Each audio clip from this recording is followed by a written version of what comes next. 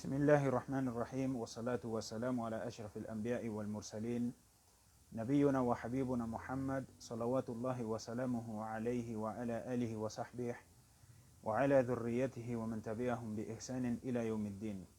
اللهم علمنا ما ينفعنا وانفعنا بما علمتنا وزدنا علما. اللهم لا علم لنا إلا ما علمتنا إنك أنت العليم الحكيم. En el nombre de Allah, el misericordioso, el compasivo, que la paz y las bendiciones de Allah sean con el profeta Muhammad sallallahu alayhi wa sallam, con su familia, sus compañeros y con todo aquel que siga su camino hasta el día del juicio final. Pido a Allah subhanahu wa ta'ala nos permita seguir aprendiendo de lo que es beneficioso para nosotros, que nos conceda el beneficio de todo lo que vamos aprendiendo y que aumente nuestro conocimiento. Allahumma amin. Hermanos y hermanas, bienvenidos de vuelta a la continuación de esta serie de clases de la explicación del libro Atar al-Majalis. Hemos tenido una pausa larga durante el mes de Ramadán, ya que durante ese mes bendito hemos hablado temas relacionados al mes, haciendo videos, haciendo charlas, clases sobre los beneficios del mes de Ramadán, las normas de Ramadán, etcétera, etcétera. Y todos hemos estado involucrados en temas relacionados al bendito mes de Ramadán. Ya se terminó ese mes, estamos ahora en el mes de Shawwal. No olviden la virtud de los 6 días de ayuno en el mes de Shawwal, mediante los cuales Allah subhanahu wa ta'ala registrará todo un año de ayuno, sumando el ayuno de Ramadán y los 6 días voluntarios del mes de Shawwal. Culminado el mes de Ramadán, retomamos nuestra clase de la explicación del libro Atar al-Majalis, la fragancia del aprendizaje, la fragancia de las reuniones de aprendizaje, un libro dedicado a asuntos que todo musulmán debe conocer, que ningún musulmán debería ignorar. Antes del mes de Ramadán hemos hablado de las normas de los funerales. Nuestras 2 últimas clases fueron normas de los funerales parte 1 y parte 2. En aquellas clases nosotros hemos explicado las normas de los funerales y también la oración fúnebre, cómo ésta se realizaba. En esta lección vamos a hablar sobre algunos errores y actos condenables que algunas personas realizan tras la muerte de un musulmán.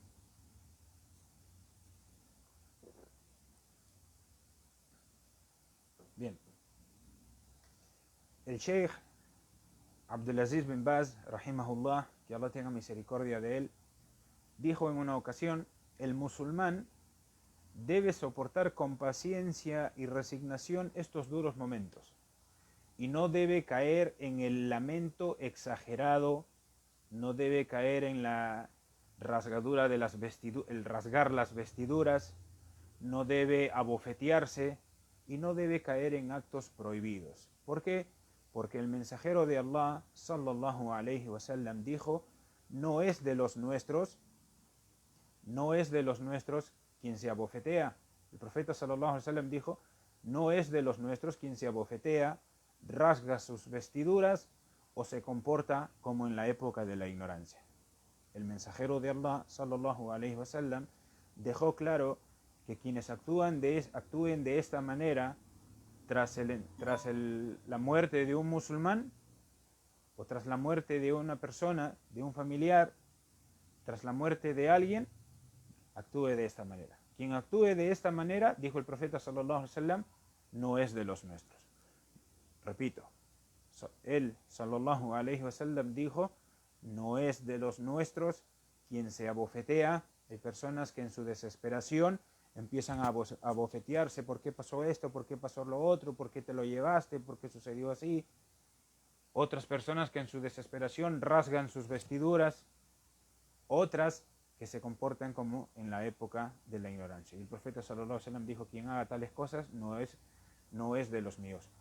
Él, sallallahu alaihi wasallam, el profeta sallallahu alaihi wasallam, dijo también: entre la gente de mi nación hay 4 cosas de la época de la ignorancia que aún no se han abandonado.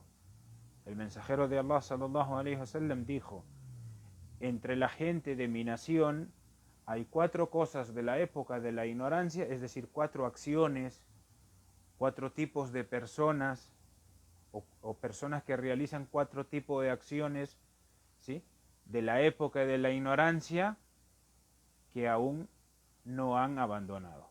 Dijo, la jactancia por los altos rangos conseguidos. Cuando una persona consigue estatus, consigue la jefatura de algo, consigue la dirección de algo y empieza a jactarse, a sentirse mejor que los demás, a llenarse de orgullo, de soberbia.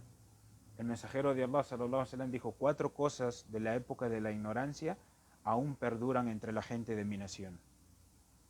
Primero dijo, la jactancia por los altos rangos conseguidos.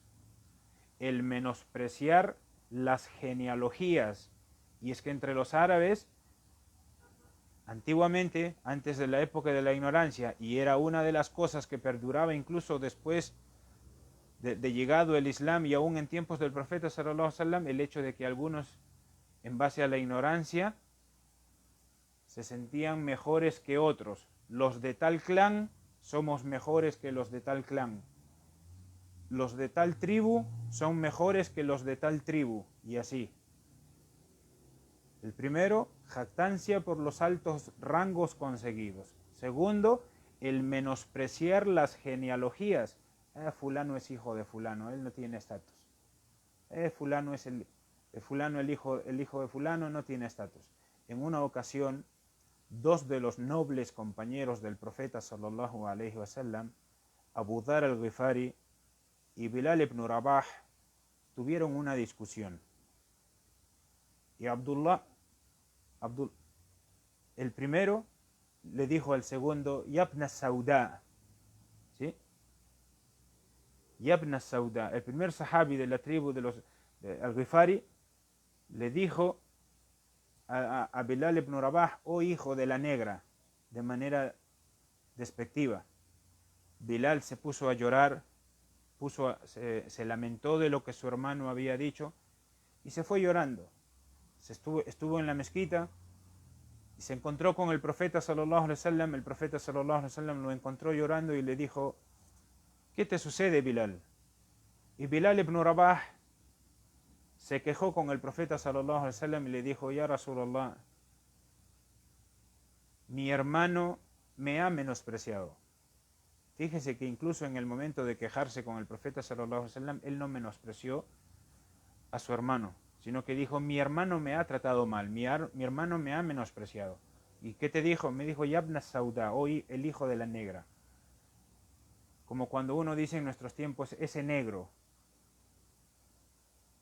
En aquella ocasión, este sahabi le dijo a Bilal, que era de raza negra, le dijo, Yabna Sauda, el hijo de la negra. Bilal, cuando le cuenta esto al profeta sallallahu alaihi wasallam, el profeta sallallahu alaihi wasallam se enojó mucho y mandó llamar a Abdullah al-Ghifari. Lo mandó llamar y lo único que le dijo primero le preguntó, ¿le dijiste tal cosa a Bilal? Y le dijo, sí, mensajero de Allah.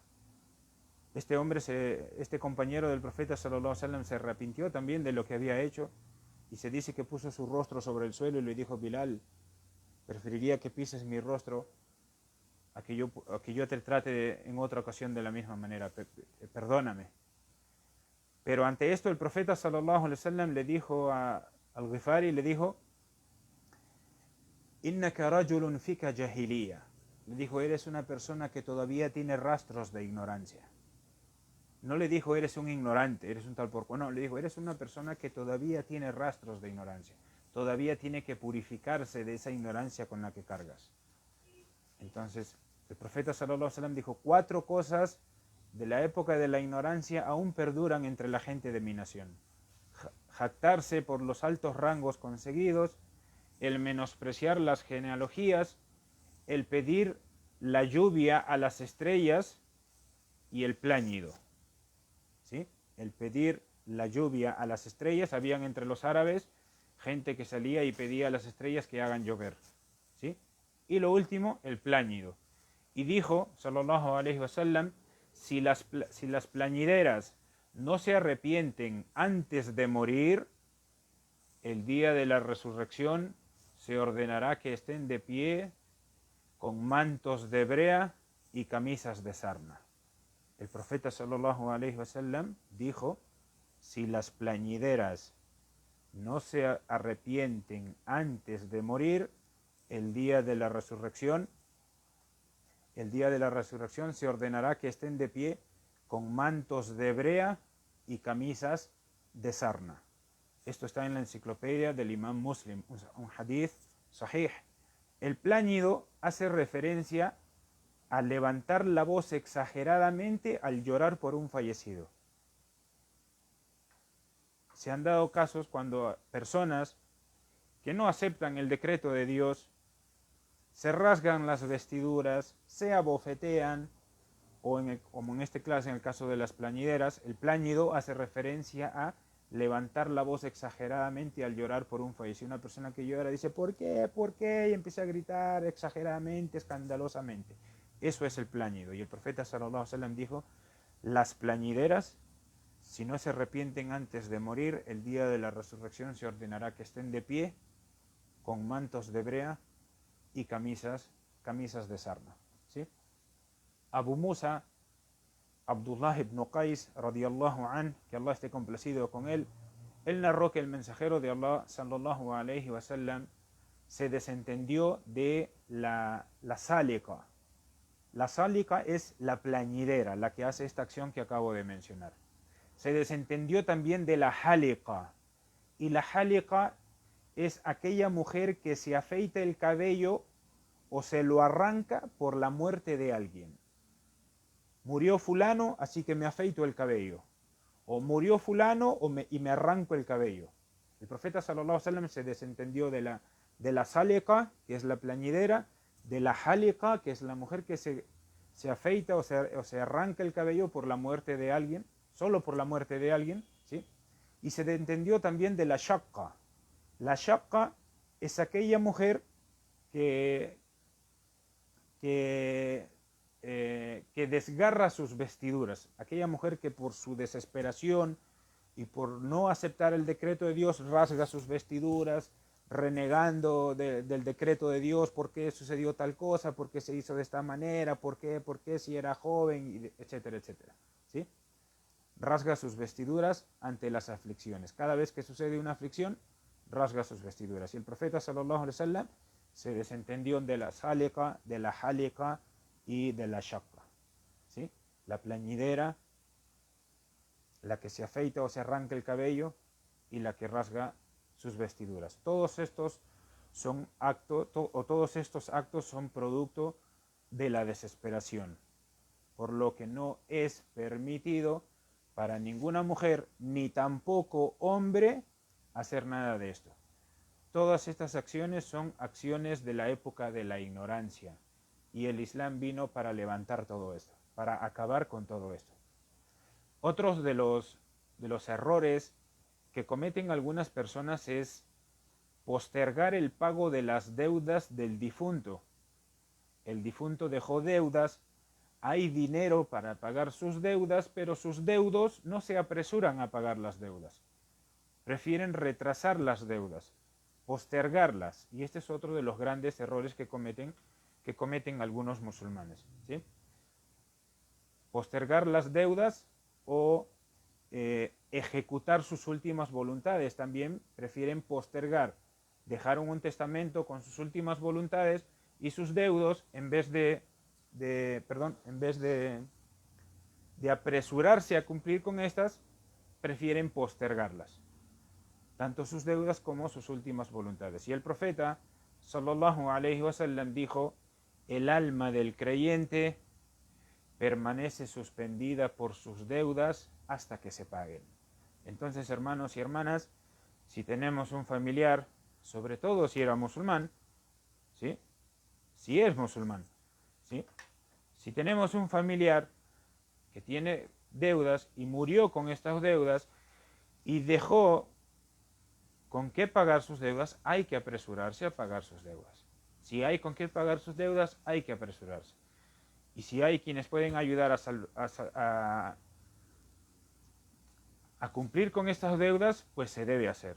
Si no, tal como dijo el profeta, el alma del creyente se mantiene o permanece suspendida por sus deudas hasta que éstas se paguen. Este es un hadith que está en la enciclopedia de Ibn Umayya, del imam Ibn Umayya, y es un hadith considerado sahih por el Sheikh al-Albani. Otro de los errores, o también considerado actos de innovación, incluso, que prohibió el mensajero de Allah, sallallahu alayhi wa sallam, está el tomar las tumbas como lugar de adoración.